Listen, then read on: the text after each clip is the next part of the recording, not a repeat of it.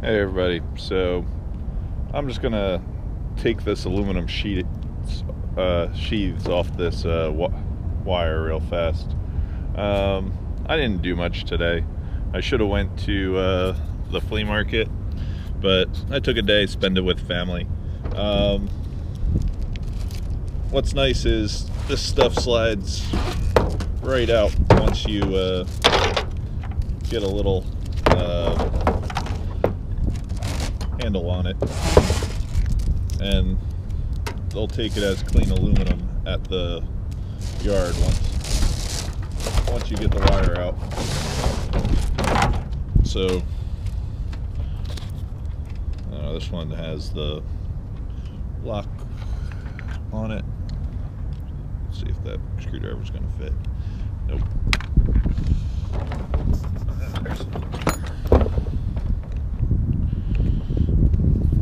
I don't know. I always have too much crap on my truck.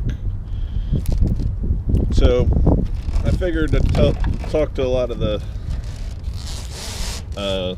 new people on the channel and explain what I do. Every day I try to get out and go try to find, wonder what the red means. I'm sure somebody knows. It's got 4 lines instead of 3. A lot heavier. But every day I get out and try to go find something to keep me occupied. I do a lot of scrap, just because not every day you're going to find antiques or a house clean out or a storage room. That keeps me busy. So it's one of the reasons I scrap, and I tend to hoard it all summer long, and in the winter is one of the few times I have where I can actually mess with my scrap. Anybody who ever scrapped knows it's kind of therapeutic to just sit there and mess with it. And stuff with ferrous metal, like not tin, well tin also, but tin just takes up so much space. Scrap's basically like cash, and it definitely can add up to be a lot of money. I probably every spring I work on my summer loads in the winter, and then in the spring when I take the family on vacation, we tend to use all the scrap money to pay for a flight. You know, normally we'll go to the beach down in Florida or something. But I do a lot of shopping at the flea market, a lot of selling at the flea market. I guess the main reason I didn't go to the flea market today is I thought the wind was going to be bad. I did want to take everybody to breakfast with the kids in school and stuff, so it was nice to have a day off. I just know if I don't, it's warm enough today, if I don't mess with this wire, I won't do it till the next warm day. And the next warm day I really want to strip that. I have a huge pile of wire in the back, and that huge pile of wire in the back definitely is going to need at least a day to strip it, or 2. So, but let's see if this one comes right out, or if it's too long. I think it's gonna. It's about a 10-foot piece. There it is.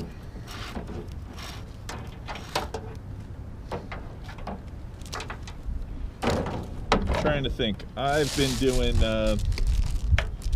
antiques and collectibles probably for 23 years now, 24 years.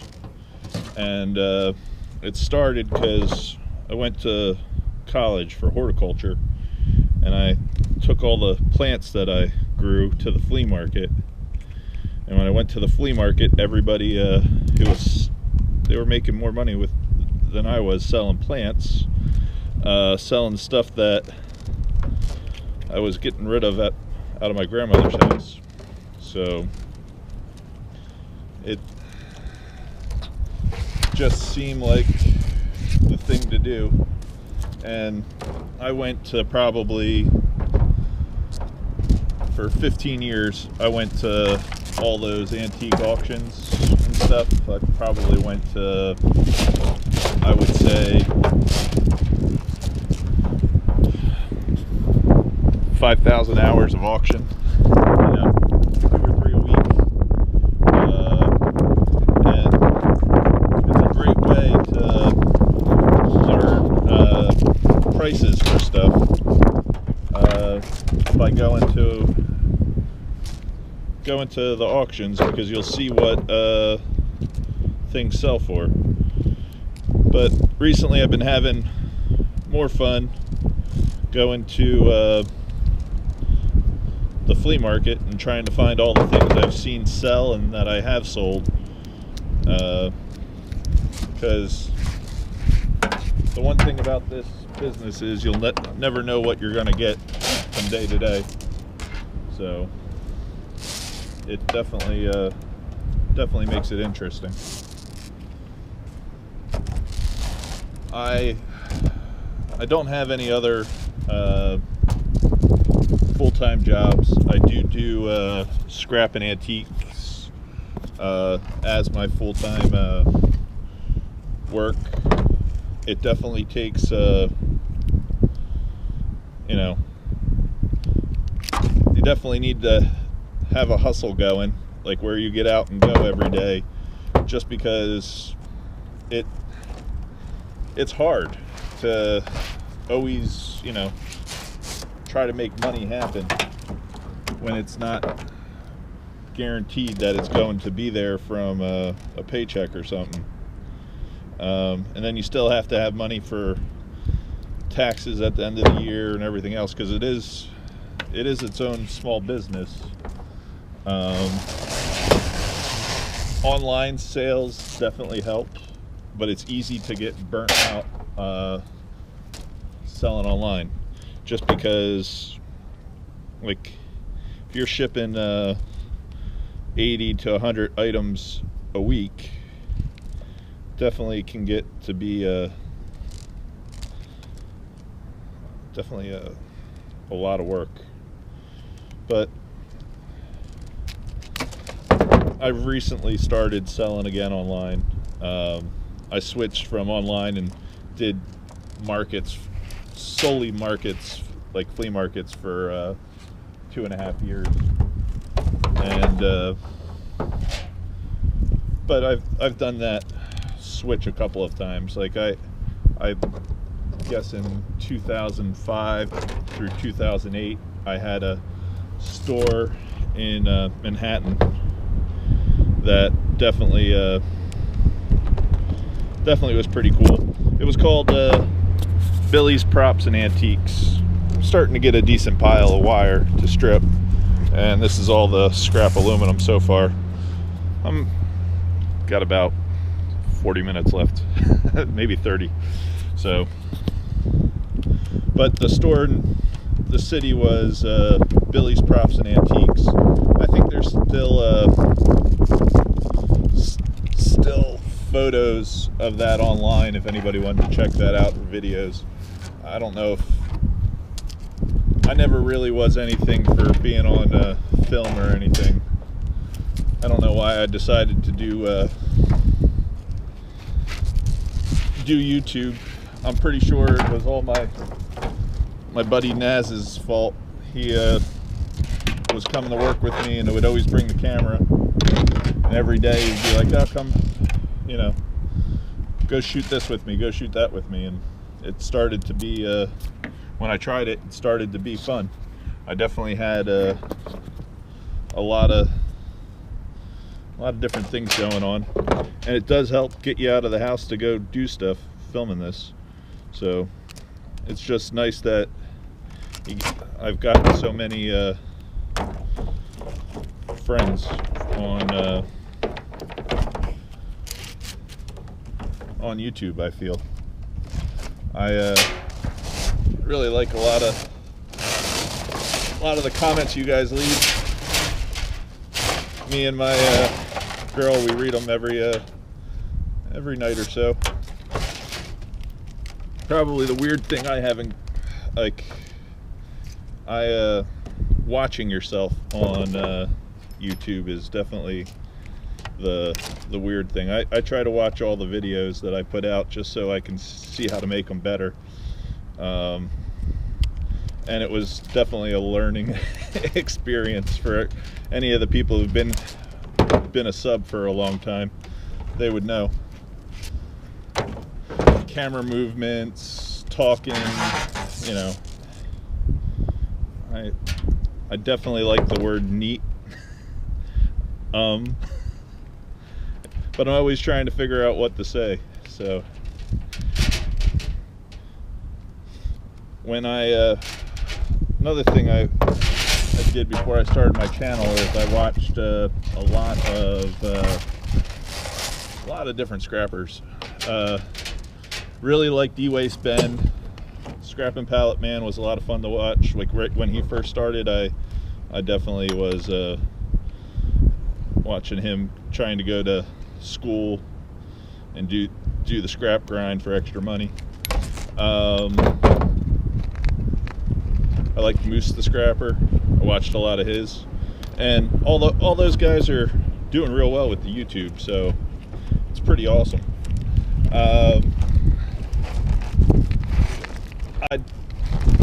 This is a nice long one. Definitely a lot of copper in this. I feel after I strip everything, and it'll take a while and a few beers, it's probably 40 to 50 pounds of copper I got with everything that's on the truck. I really didn't think there was this much of this aluminum casing. I'm actually glad I'm actually working on it right now.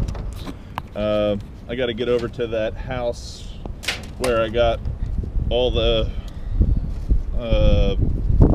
where I was doing that clean out. I'm gonna go pick up the shelves and some other stuff too today.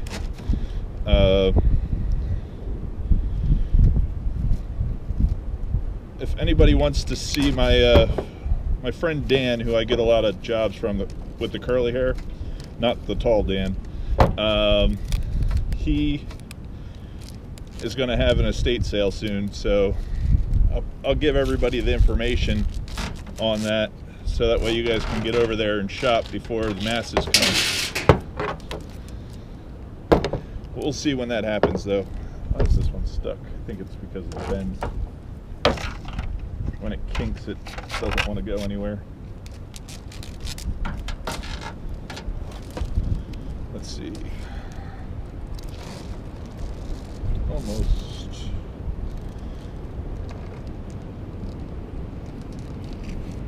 First one that I've had a problem with. Everything else has slid right out.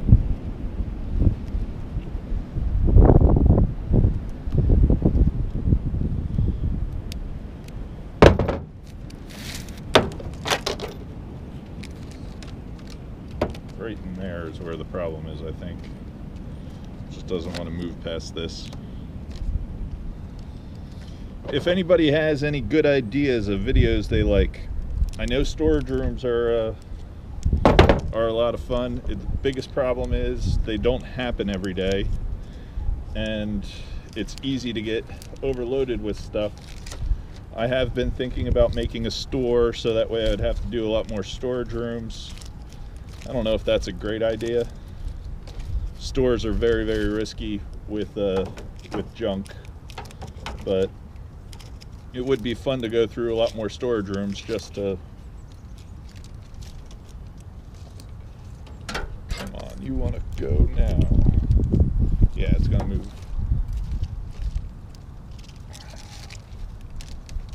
Here it goes.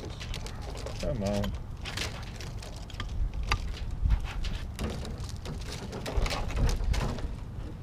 Alright, I'm going to put you guys on time lapse for a couple minutes.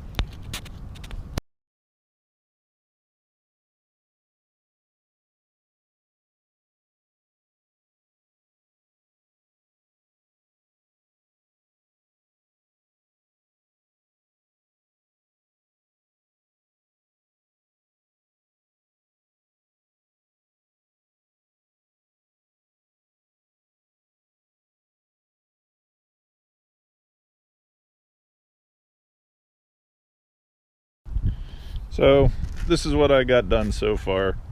I've been at it for about 40 minutes. No, 30 minutes probably. I don't save my aluminum. I scrap that probably once, or hoard's a better word. I don't hoard my aluminum. I probably scrap that once every 2-3 weeks. I do hoard copper, silver plate, brass, pewter, computer boards, wire to be stripped, but I consider that copper. I do have a nice hoard of this Cat 5. I have a bunch of motors I'm supposed to take over, and I kind of wanted to take them apart. It's just doesn't seem like I ever have the time. It's kind of why I'm messing with all this wire today. It's amazing how fast the days fly, even though I kind of make my own schedule. It's just there's always some type of clean out, storage room, or flea market to go to, and definitely fall behind on my scrapping. Oh man, that's stuck. But there's still probably the same amount that I've done on the truck, so I got another 30-40 minutes of just pulling the wire out. It's okay. They do pay you at the yard for the aluminum coated wire pretty well, but I really like stripping the wire. I always have fun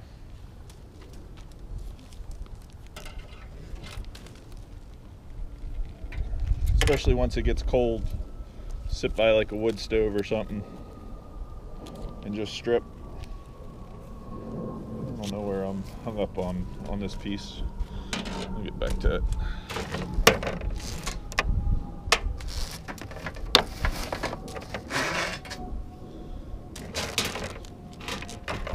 See, a lot of these big pieces aren't do have the copper in them. I'm trying to think what else I could let you guys know. I probably did like I had a furniture store at one time. I did vintage clothes at one time. I did costume jewelry for a while. I did Victorian hardware and like vintage hardware. I did buy art for a bit. Like definitely had lots of different fun fads. I do like the being like Captain Random though, and trying to find something that people missed. That's kind of what I do right now. Like when I go shop the flea markets, I try to find something, you know, just to make money on. But after like that slowdown in 2008, a lot of the people who were stuck in this field with single mind, like go one way, a lot of them had trouble. I switched to stamps, I guess, in 2008, and I had my first kid then, and it definitely worked staying home with the kids and selling stamps. This is postage stamps I was selling, and I probably did that for 2 years, 3 years, but was able to pay the mortgage and everything else. So, and it was kind of interesting. But don't get stuck. What I'm trying to say, don't get stuck in one thing. You know, if you do like beer cans, for example, there's no reason to, when a beer tab opener or a good beer bottle comes along, not to buy it, especially if you're going to make money on it. So, another one that's stuck. I'm not having luck right now. It was coming out real easy. Gotta go get a basket or a bag to put all this in. I guess that's one of the reasons why my truck's always a mess. Never get to finishing stuff before it gets dark. I still have to get over to the clean out. I'm not gonna get that on film today, it'll be too dark. Alright, I guess I'm out of here. We'll see everybody next video. Thank you guys very much. I've been having fun, so I hope you guys enjoyed the video. I'll see everybody later. See everybody later. Peace.